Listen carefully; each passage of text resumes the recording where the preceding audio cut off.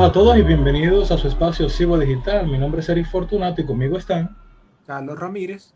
Y Pamela Frías. señores y se enteraron de lo que ha dicho nuestro ministro de Salud Pública referente al toque de queda en Navidad. Sí, que el COVID no quiere saber de cena navideña, pero sí de almuerzo navideño. Es Bueno, interesante. yo lo que sí sé es que esa medida de almuerzo navideño va a implicar que los salones de belleza sean incluidos como negocios con permiso especial, porque normalmente el 24 de la mañana, en lo que se resuelve lo del cocinado, las mujeres aprovechan para atiborrar los salones, andar el día entero en tubi y en la noche estar fabulosa. Si se hace un almuerzo, no da tiempo a ir al salón. O sea que o andamos tullidas o los salones abren hasta tarde el 23. Es un tremendo problema eso. El A, gobierno va a tener que evaluarlo. nada, que a pedir el permiso de la rubia del toque de queda para los salones desde el 23. Abrir los salones hasta las 11, igual que los delivery. Ya lo sabe.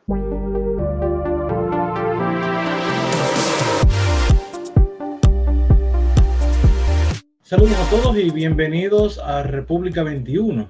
En el episodio anterior hablábamos del extremismo islámico en Francia, pero ahora en esta entrega queremos hablar de un tema muy sonado y del cual la Comisión de Justicia de la Cámara de Diputados ha dado un paso. Y nos referimos a más y menos que el matrimonio infantil, que lo que han hecho es que el artículo 146 del Código Civil, que permitía a menores de 18 años casarse con autorización de los padres mediante un juez, sea derogado, y se dispuso que los artículos en conflicto con esta modificación que están haciendo la Comisión de Justicia al Código Civil queden derogados por igual. Pamela, entonces, colorín colorado, ¿se resolvió el problema del matrimonio infantil con esto? Yo diría que no del todo, comenzando por el hecho de que ese artículo del Código Civil fue técnicamente o tácitamente derogado mediante la ley 659, de la cual hablaremos más adelante. Ciertamente, en esta semana, muchos dominicanos hemos celebrado la iniciativa del Congreso de abolir el matrimonio infantil, el cual es un fenómeno que va ligado al abuso sexual de menores de edad y a la alta incidencia de embarazos en adolescentes, aunque muchos de estos últimos obedecen a uniones tempranas, que ya eso es otro tema, porque aquí la gente trata matrimonio infantil con uniones tempranas que son menores sosteniendo relaciones amorosas o de tipo sexual con personas que muchas veces le doblan o hasta le triplican la edad.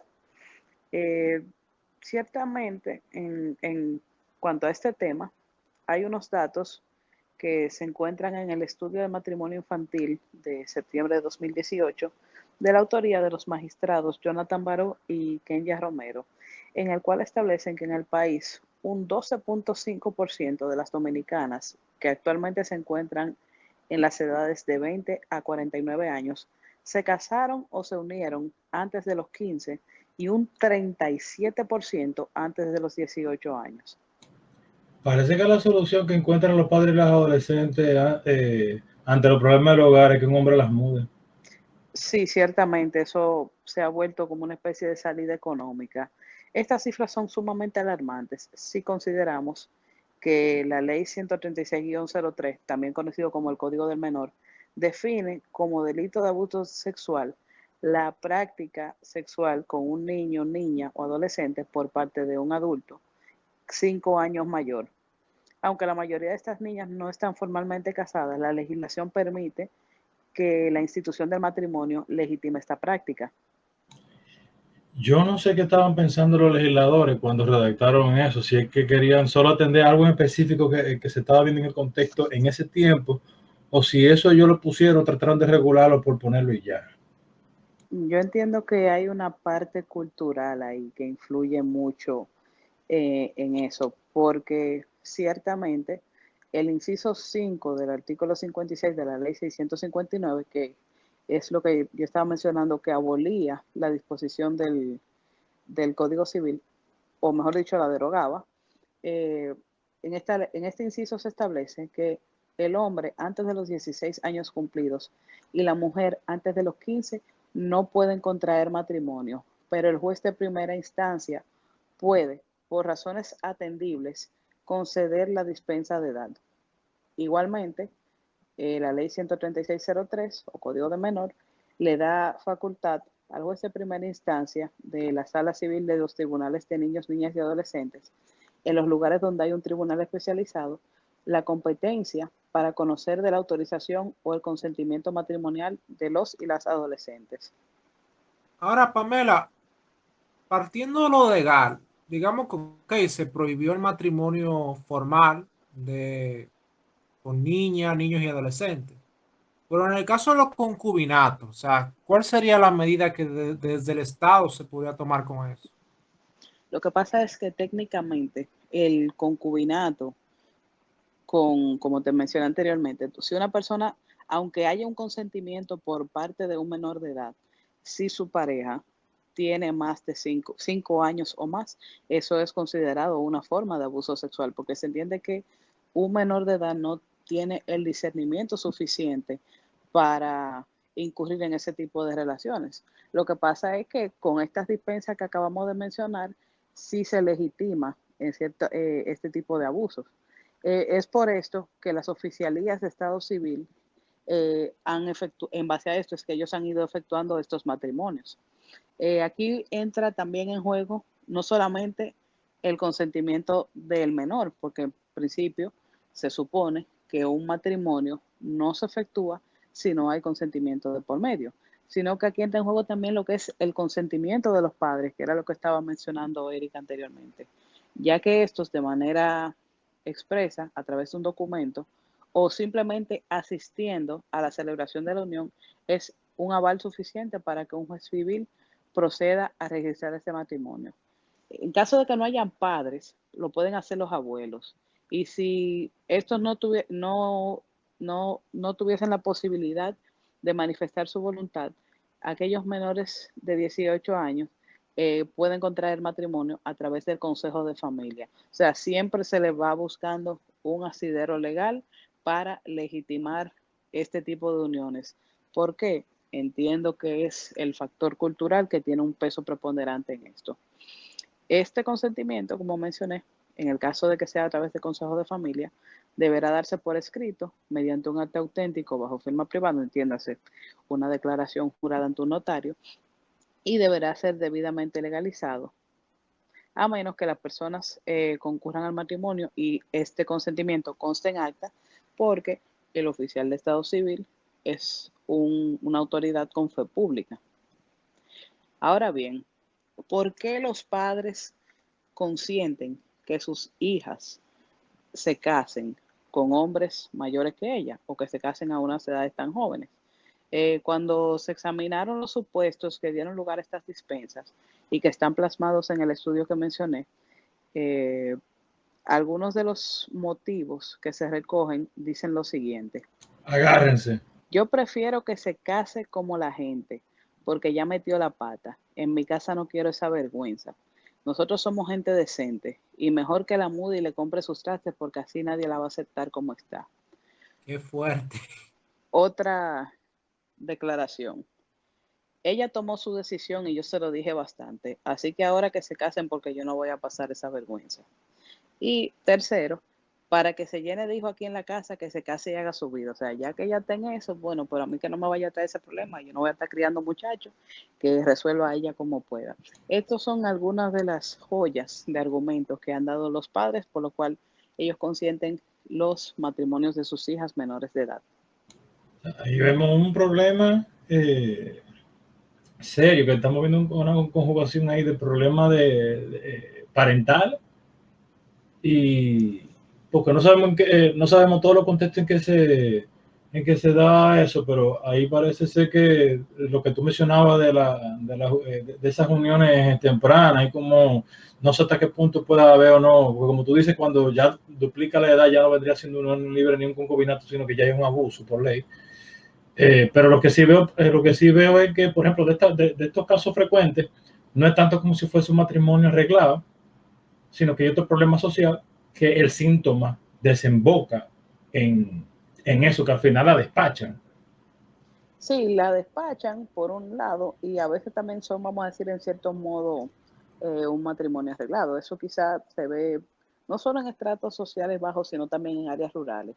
Que a veces, un ejemplo, un padre tiene una hija o tiene varias hijas y vamos a suponer algún hacendado de la zona que tiene cierta posición económica, ve a esta muchachita, le gusta, va, le dice, mire que yo quiero mudar a su hija, ah, sí, sí, llévatela, porque entienden que eso garantiza un mejor futuro para su hija, o también está el tema de la doble moral en la cual vivimos en una sociedad o en un mundo, porque eso no es tampoco un problema exclusivo de la República Dominicana, pero en muchos países se da que el tema de educación sexual se maneja con mucho tabú, no hay una información.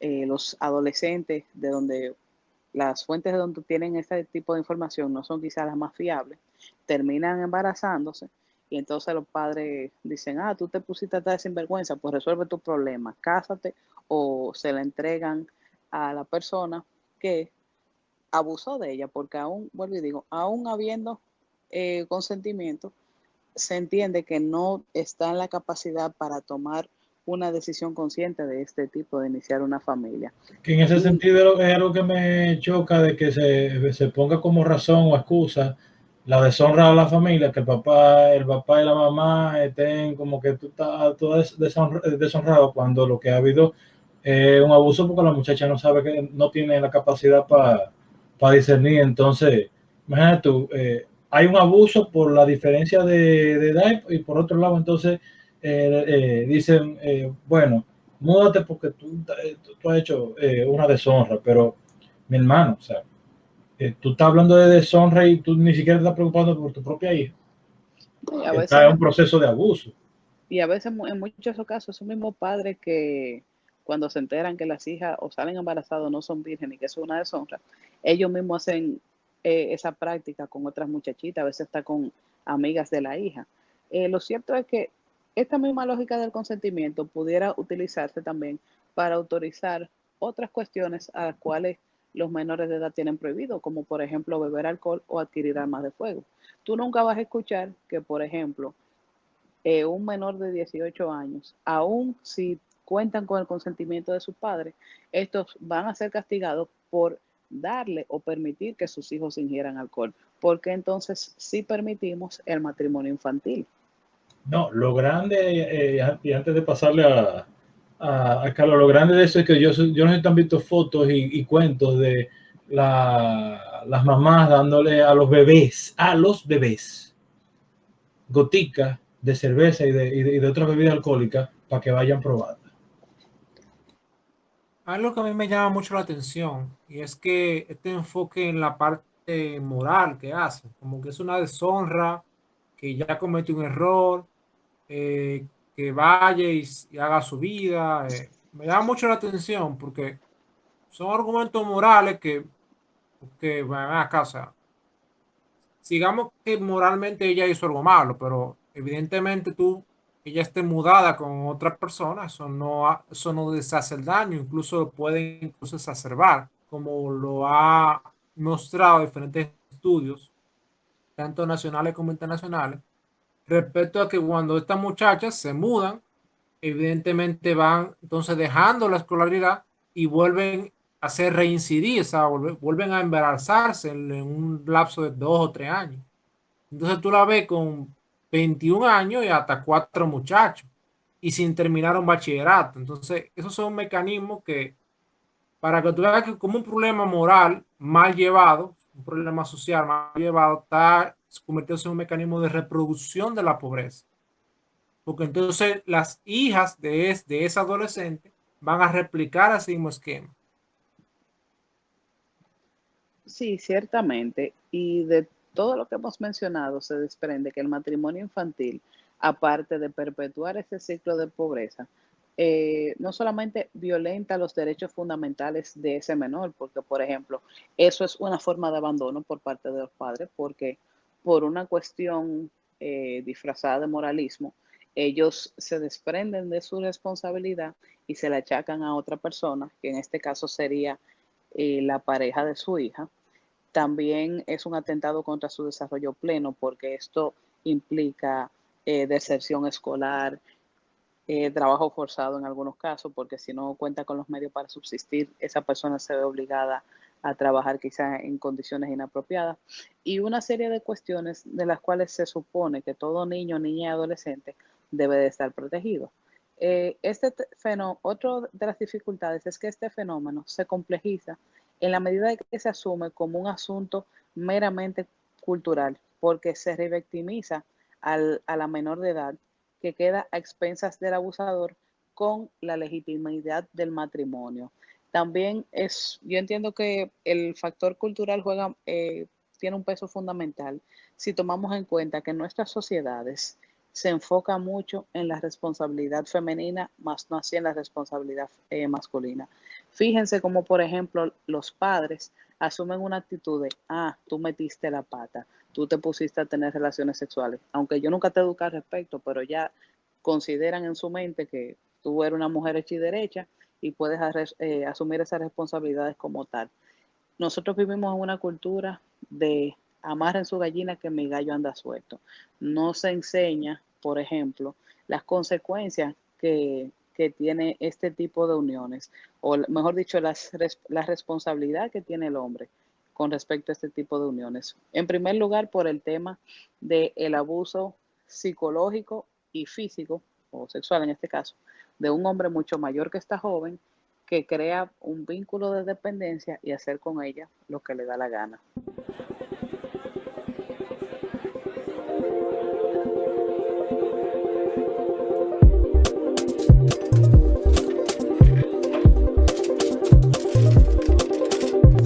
Saludos a todos, bienvenidos a Bagatela, en donde cada 2 semanas trataremos de traer un tema de interés económico y financiero, nacional o internacional, y tratarlo de forma llana y que todos entiendan el fondo y las implicaciones del mismo. En el episodio anterior hablamos sobre los controles de precio y sus efectos cuando son aplicados. Hoy hablaremos de un tema que cada vez está más en boga a medida que la población va envejeciendo: las pensiones. Pamela, ¿qué es una pensión? Yo entiendo por pensión como una remuneración económica que se le otorga a una persona cuando ésta sufre un accidente laboral, una enfermedad o cuando llega a una edad considerada de vejez. Sí, esa definición está más o menos acorde. Básicamente una pensión es un abono de dinero que percibe un beneficiario de forma ocasional o vitalicia por parte del Estado o por parte de una entidad específica, según las leyes y según una suma acordada previamente. Ahora, Eric, ¿sabes qué tipo de pensiones existen? Entiendo que deben tan solamente dos, que son las pensiones que te da el gobierno, ya sea que tú eres pobre y estás en la AFP del gobierno, o que tú eres del empleado del gobierno y tú duraste por X tiempo y te pensionaron, o el contrato que tú haces con una AFP privada y que tú vas aportando mientras tú estás en una empresa. No sé si hay otra cosa. Más o menos. A grandes rasgos, Eric, existen el sistema público y el privado. Ahora, dependiendo del país, tendremos diferentes modalidades dentro de cada uno. O sea, dentro de lo público existen las modalidades como el sistema de reparto, los fondos comunes de inversión pública y cuentas de capitalización individual. En los sistemas de reparto, que es el más común y consiste en la solidaridad intergeneracional, tiene diferentes variantes en cada país respecto al nivel de cotizaciones o la edad de jubilación, pero consiste, o sea, en términos llanos, consiste que los trabajadores activos, o sea, los que están trabajando hoy en día, mediante impuestos, pagan las pensiones de quienes están pensionados hoy en día. En otra palabra, yo ayudo hoy para que mañana me ayuden a mí en mi sustento. En el caso de los fondos comunes de inversión, operan en base a que tú depositas un dinero, un fondo preferiblemente del Estado, en algunos casos administrado de forma privada, en el cual tus depósitos se unirán a la rentabilidad de ese fondo para luego en tu edad de retiro recibas una rentabilidad en forma de renta vitalicia. Es una forma de que muchos sistemas públicos tienen.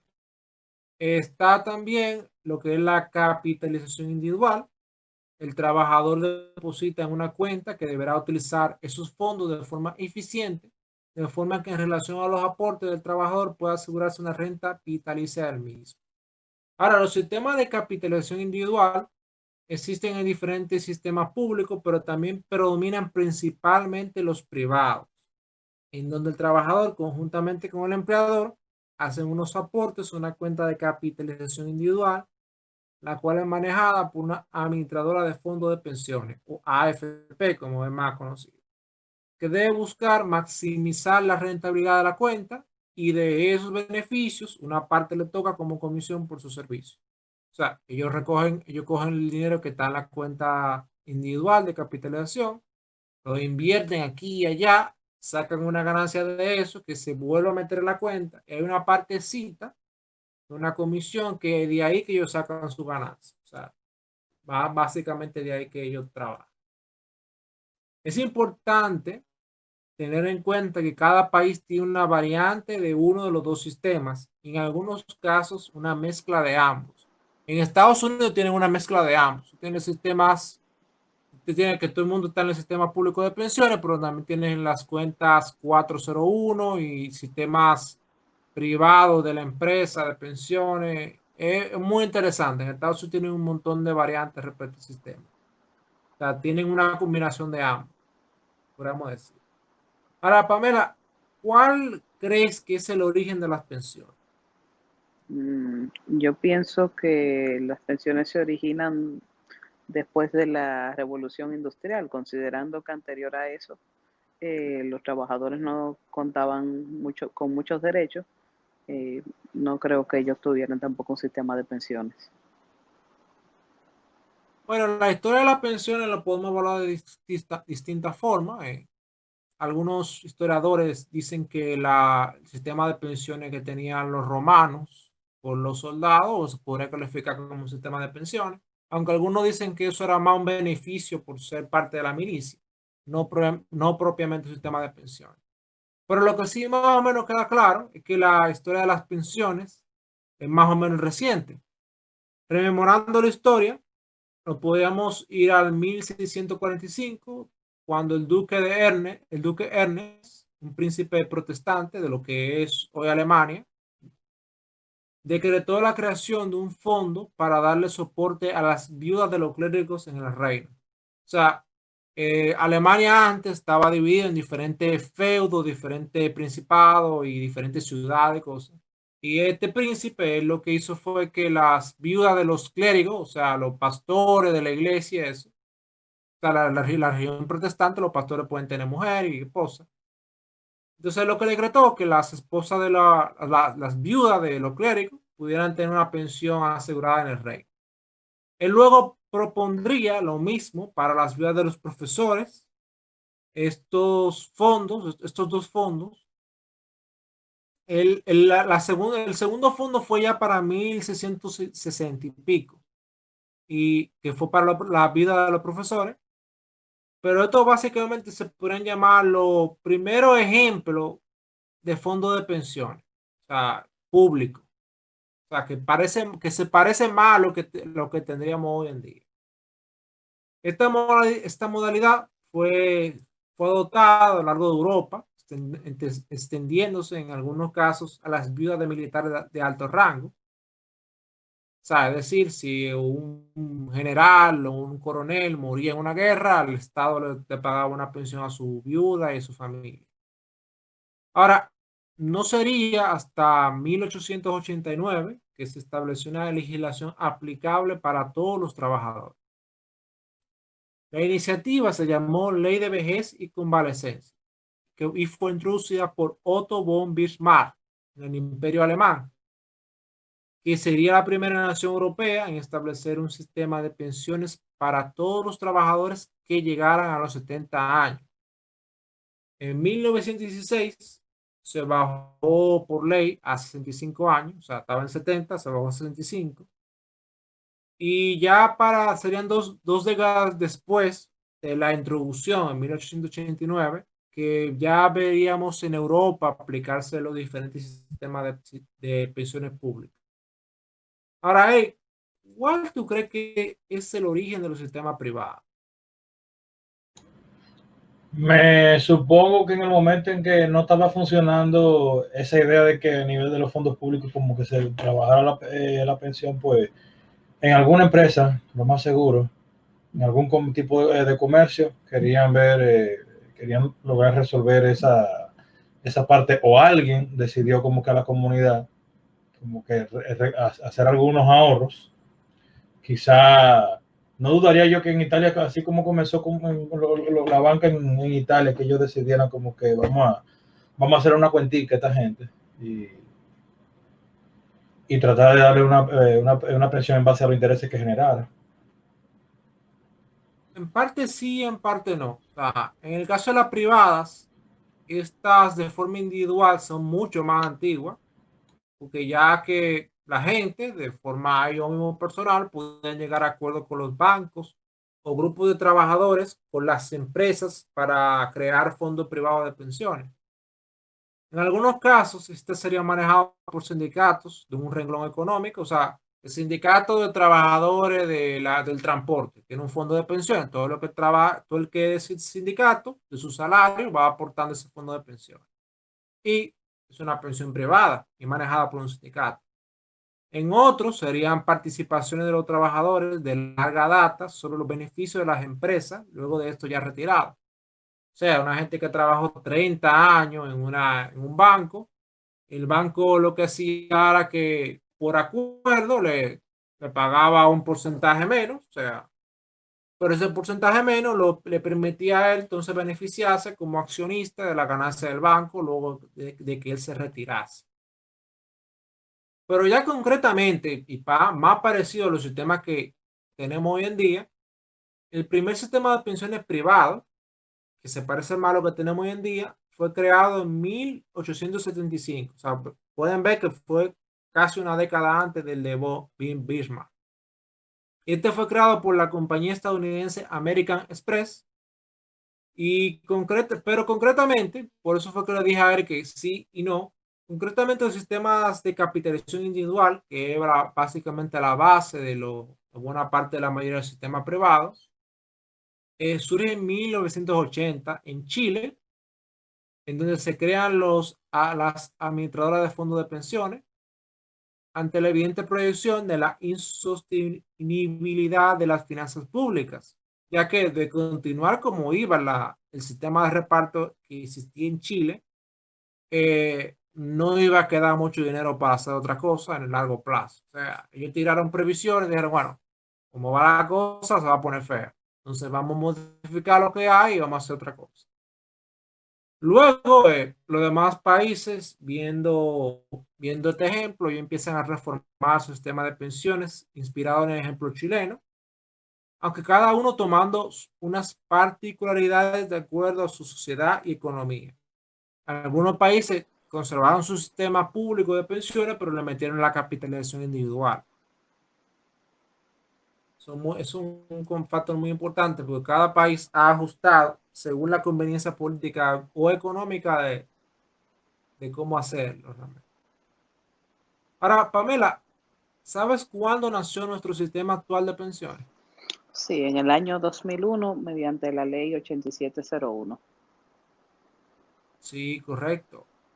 El sistema se creó bajo la ley 87-01, que crea el sistema dominicano de la seguridad social y fue promulgada en fecha 9 de mayo del 2001 durante el gobierno de Hipólito Mejía. Mira qué interesante, fue el gobierno de Hipólito.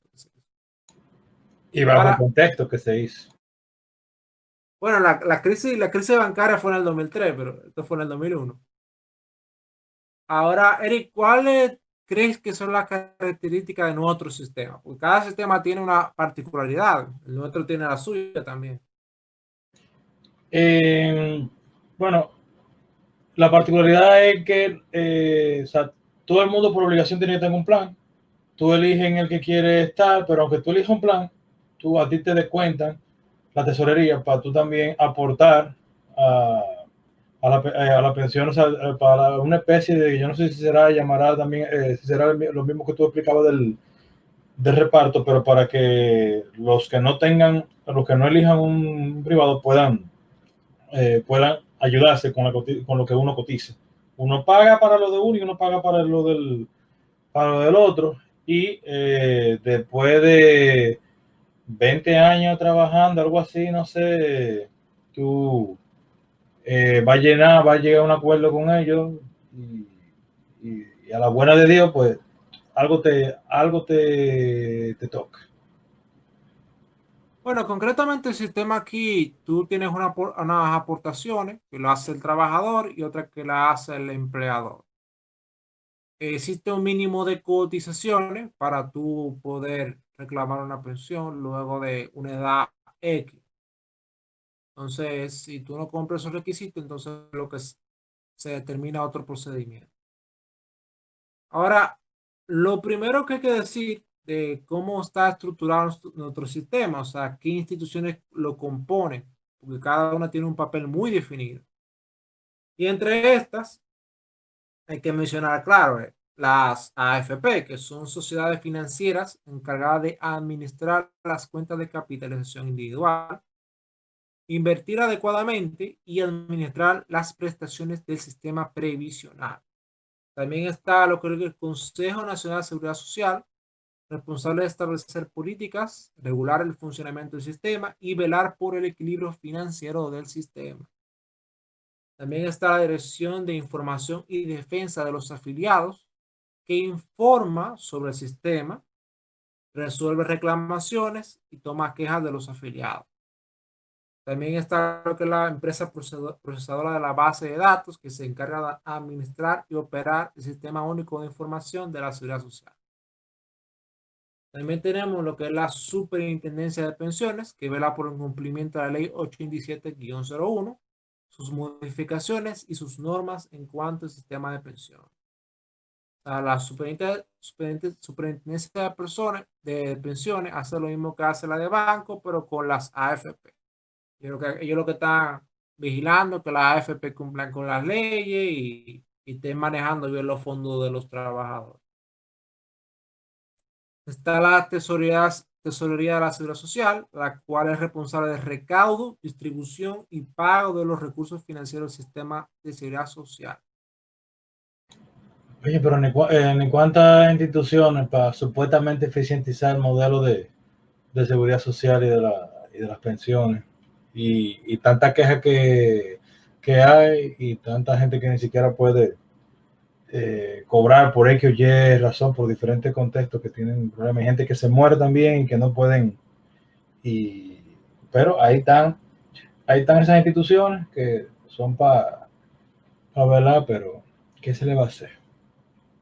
No, pero para que tú veas que el que dice que no está regulado o no hay suficiente supervisión pública realmente está un tanto desinformado de las características de nuestro sistema. Y que pretenden como que todo se centralice, como que, fíjate las instituciones que tú acabas de mencionar, y creen que si hay un órgano que se pase todo para allá y adiós vaya la capitalización individual, como que mágicamente el gobierno va a poder resolver, decir que aparte de esas instituciones, parece que si tú agregas otras, que vaya a ser la que como que sea el papa upa de todita esa y de todo el mundo, como que va a haber mayor justicia social para los pensionados.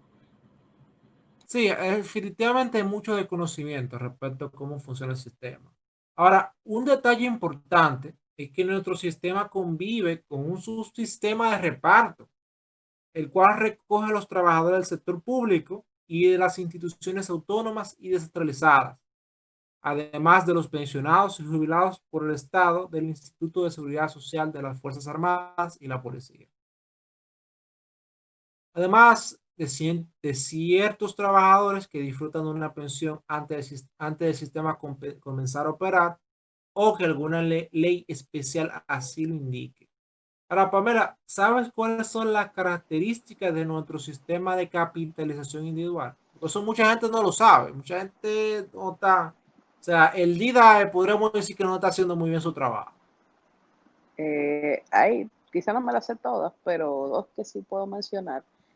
Una sería que estos fondos, parezca lo que parezca, y a pesar de lo que la gente puede entender, son propiedad exclusiva del trabajador, aunque uno pase más trabajo con un forro de catre para que te den ese dinero. Y otra característica es que los fondos de pensiones son inembargables.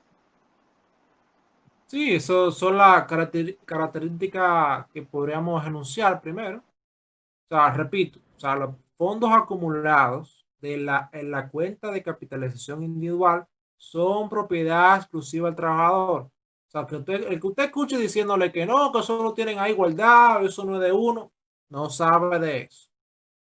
Otro detalle es que los fondos de pensiones son inembargables. O sea, que usted no le pueden quitar su fondo de pensión.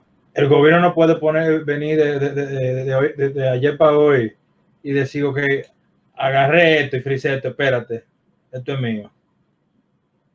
No debería, pues ya sabemos que el gobierno cuando quiere cumple la ley y cuando no, o si no tiene una ley para incumplir la ley, tú ves, como hicieron con el asunto de la planta Punta Catalina, pues eso es otro tema.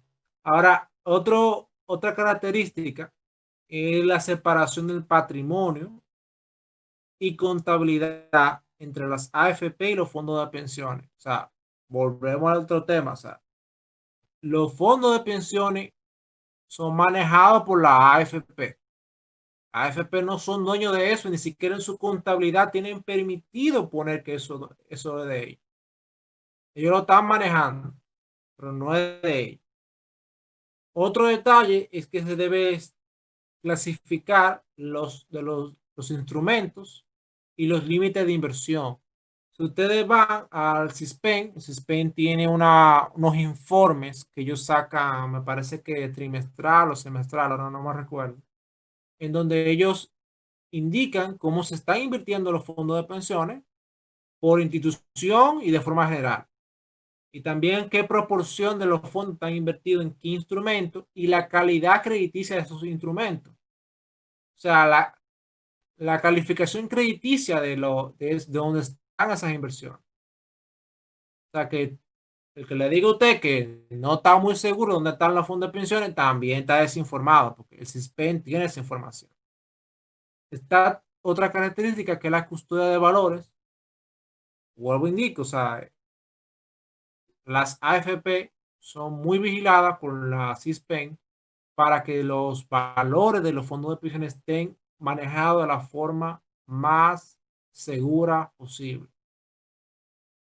Otra cosa es que hay una garantía de rentabilidad mínima. O sea, hay una rentabilidad mínima que tienen que reportar las AFP a los dueños de la cuenta de capitalización individual.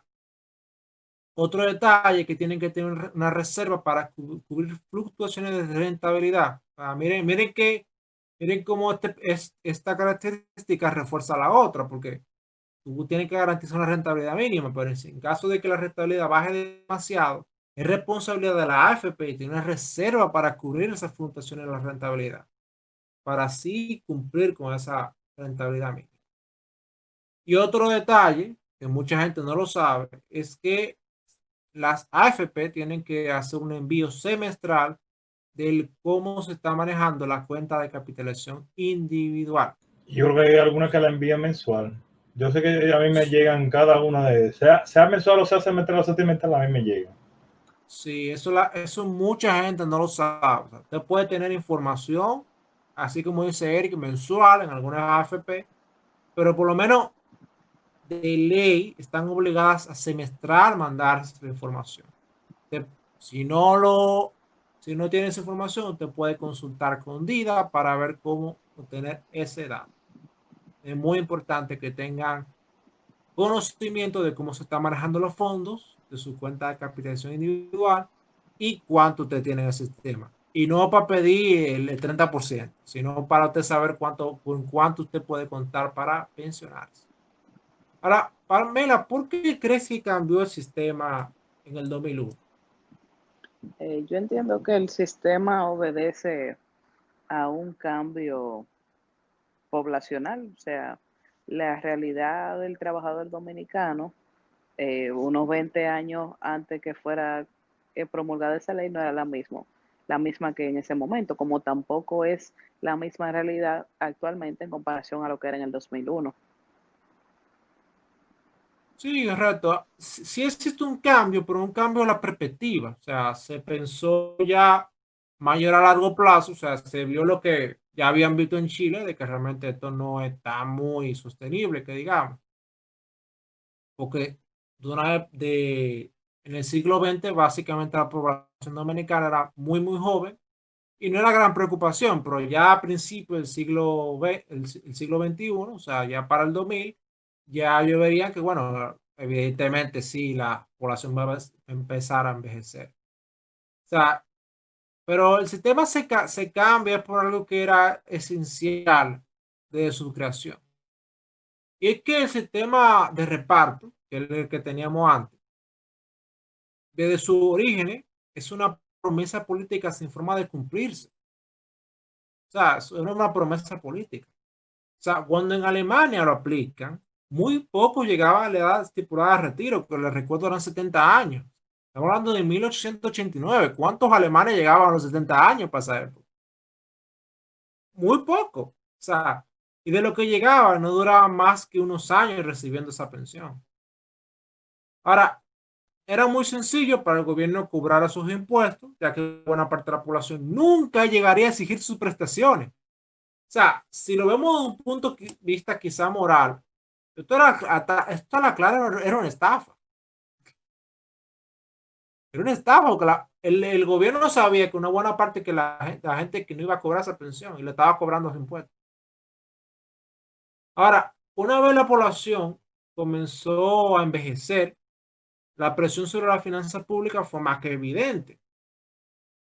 Es tanto así que en el presupuesto federal de Estados Unidos del año 2019, casi un 25% del gasto fue destinado a pensiones. O sea, estamos hablando el país más rico del mundo, que tiene justamente el estado más rico del mundo, que tiene mayores finanzas y mayor capacidad financiera. Que su gasto es un cuarto casi sea para pensiones, y es un país que todavía no tiene un gran problema de envejecimiento, te indica que sí, evidentemente hay un problema con ese sistema. Y en ese mismo año, en el 2019, una buena parte de los países de Europa, el 40% de su gasto público era para pensión. Ahora, Eric, ¿tú crees que se pueda salvar el sistema de reparto o será inevitable el cambio hacia un sistema de capitalización individual? El sistema de reparto no tiene salvación porque su origen lo que se ha tratado de hacer es lo que bien pueden hacer diferentes instituciones a nivel privado. Y ese primer ejemplo, es algo que, por ejemplo, ahora vemos, hay diferentes iglesias con diferentes programas que tienen, que de las ofrendas trabajan fondos sociales para poder asistir a los hermanos que están en necesidad o darle una cuota a, la, a las viudas y a las ancianas y demás cosas que de por sí no es nada nuevo porque en la palabra sí mismo está como para asistir o sea, ¿qué se puede hacer para tú asistir? A ti no te dice como que ve y dile al gobierno que te dé unos cuartos. Y entiendo que eventualmente va a, ya sea un tipo específico de capitalización individual o va a haber como un proceso para llegar a lo que mejor convenga, porque a final de cuentas, Carlos, a todito nosotros se nos enseña a ahorrar, tener un cerdito o un jarroncito y todito hemos crecido viendo los anuncios del cerito de oro. Entonces, no veo como mucha excusa de que si a ti te enseñan a ahorrar, ¿para qué rayos tú vas a esperar en el gobierno tener unos cuartos, de que te vayan a repartir o que te vayan a dar una parte igual de lo que otra gente se sacrificó para que te lo den a ti? O sea, no le veo sentido. Si a ti te enseñan a ahorrar, a tú de que esperar en lugar de tú mismo ahorrar. Así mismo como tú ahorras para un carro, ahorra para tu futuro. ¿Será hacer eso, pasar a un sistema de capitalización individual o continuar con lo que evidentemente es una estafa? sea aumentando la edad de retiro, como ya varios países han hecho, aumentando la edad de retiro. O sea, evidentemente, si están viviendo más, vamos a aumentar la edad de retiro y hay menos gente que lo va a cobrar. En otros casos, lo que están haciendo es bajar las tasas de sustitución, que básicamente qué porcentaje sobre tu salario se te va a pagar en tu pensión. O sea, si tú, por ejemplo, tú cotizaste 100 pesos durante tu vida, la tasa de sustitución son 55, entonces la pensión va a ser 55. En otro caso es de tu último salario, cuánto se te estaría pagando. Hay tasas de sustitución del último salario de un 40, de un 50 y así. Pero todo depende de qué tipo de sistema. Pero en muchos de esos casos están pagadas o financiadas, subsidiadas por el Estado. Y lo que están haciendo su gobierno es bajando la tasa de sustitución. O sea, que es una estafa al final de cruz. Ahora, hay otro gobierno que incluso han llegado al punto de que, como el ministro de Finanzas japonés Taro Aso en el 2013 declaró que las personas mayores deben darse prisa y morir.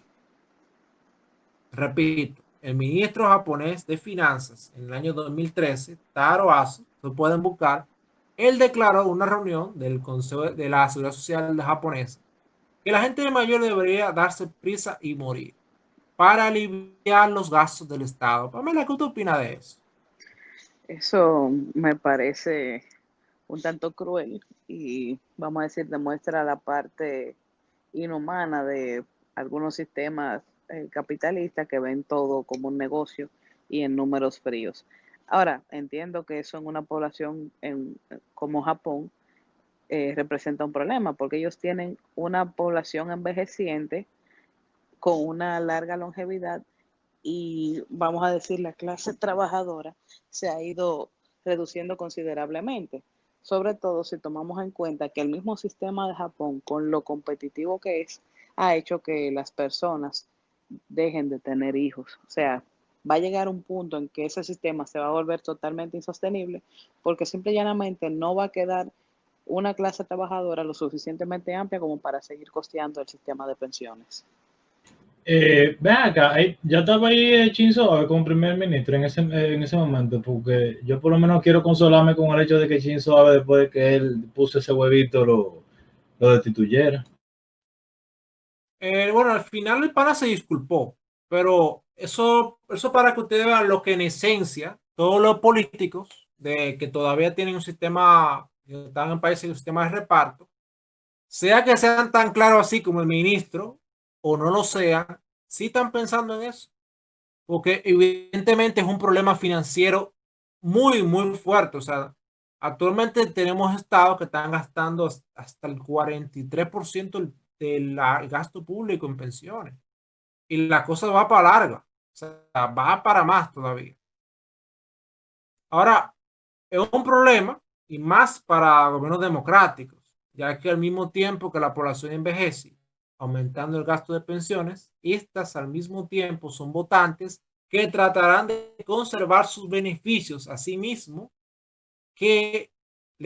o que le queden pocos años para retirarse. O sea, ellos van a tratar de conservar sus beneficios, o sea, como son humanos, van a tratar de resguardar sus intereses.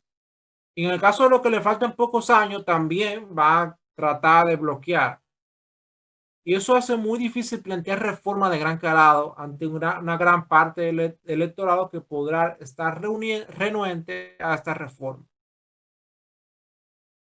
Ahora, ¿podremos mejorar el sistema que tenemos en la actualidad?